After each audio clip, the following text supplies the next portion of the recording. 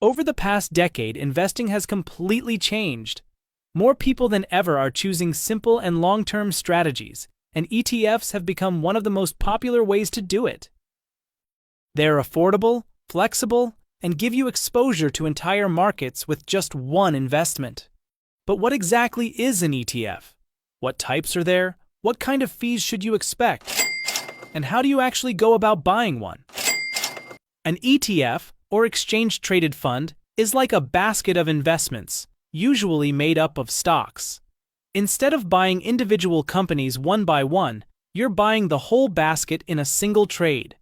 It works just like a regular stock. You can buy it, hold it, or sell it anytime the market is open.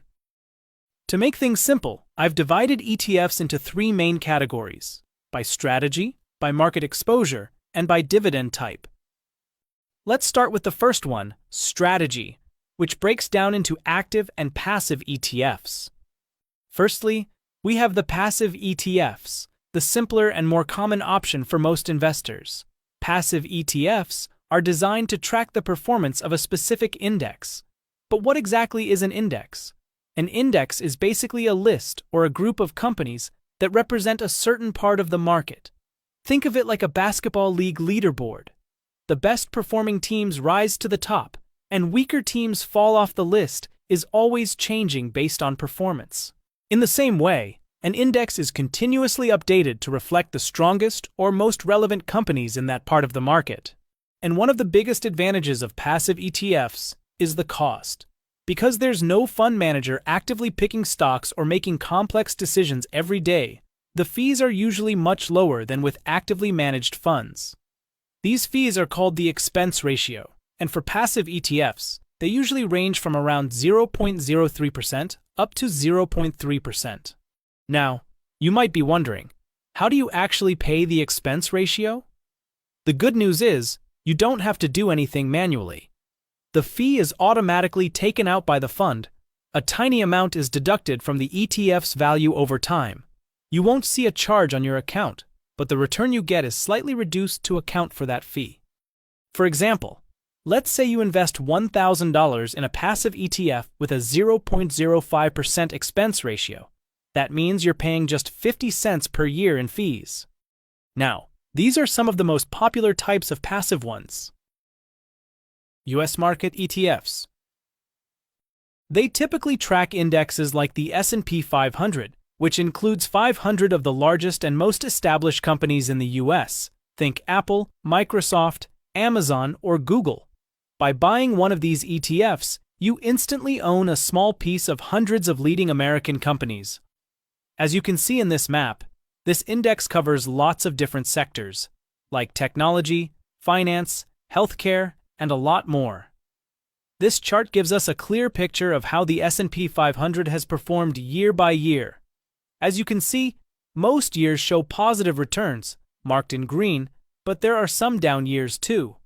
Still, over the long run, the S&P 500 has delivered an average annual return of around 8 to 10%.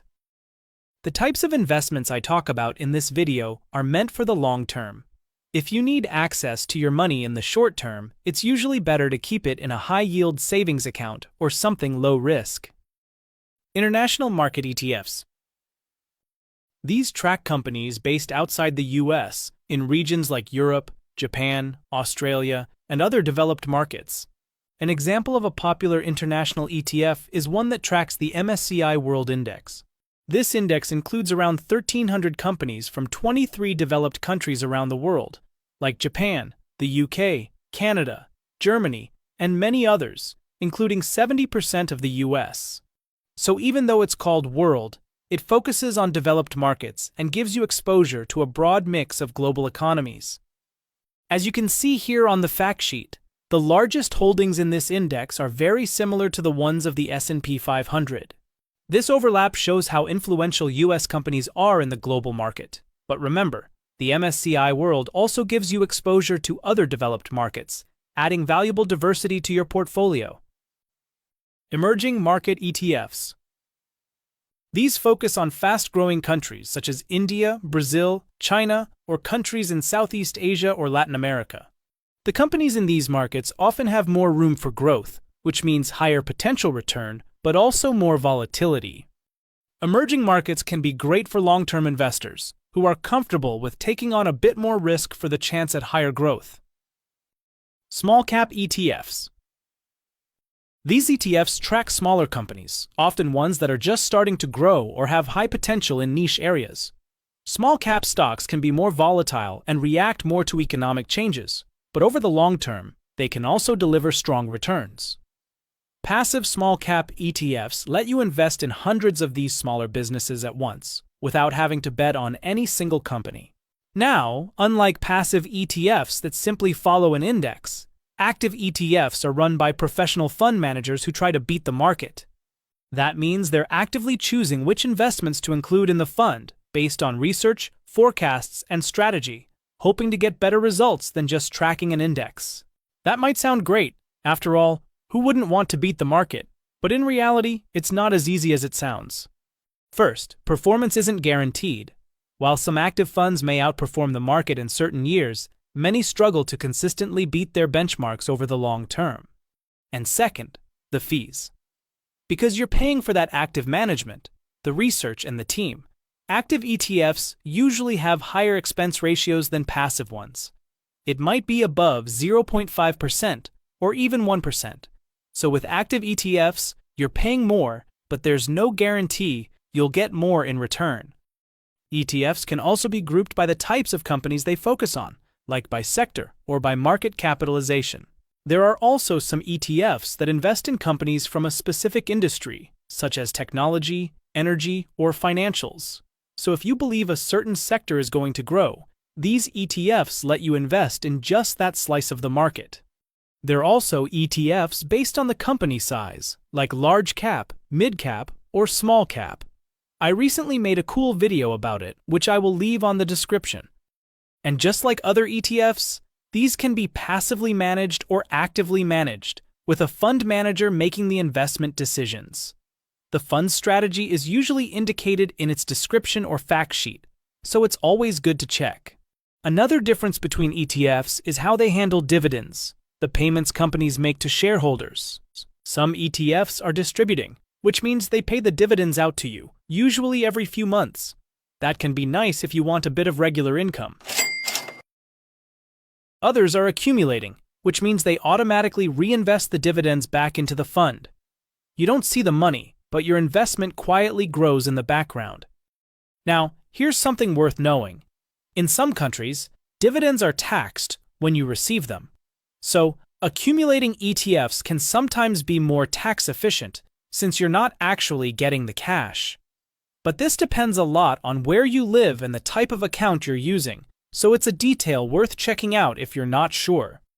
Before you jump into buying your first ETF, there are a few important things to consider. You'll need a brokerage account to buy ETFs. Look for one that's beginner-friendly, has low fees, and offers access to the ETFs you're interested in. Ask yourself, why am I investing? Are you saving for retirement? Do you need the money in the short term? As always, find your risk tolerance, timeline, and goals. And finally, here are some common mistakes to avoid. Number 1. Chasing past performance. Just because an ETF has done well recently doesn't mean it will keep doing so, and vice versa. Always do your own research before investing. Number 2. Ignoring expense ratios. Even small fees can add up over time. A 1% expense ratio may not sound like much, but it can seriously eat into long-term gains. Before you buy an ETF, it's a good idea to think about whether the fees make sense for what you're getting. For example, in a passive ETF, fees are usually very low. Number 3. Lack of diversification. Don't put everything into one sector. Even with ETFs, spreading your money across different areas helps reduce risk. And last but not least, not really understanding what you're buying. Always take your time to look into what's actually inside an ETF, the companies, the region, the strategy. If it sounds confusing, look for something simpler.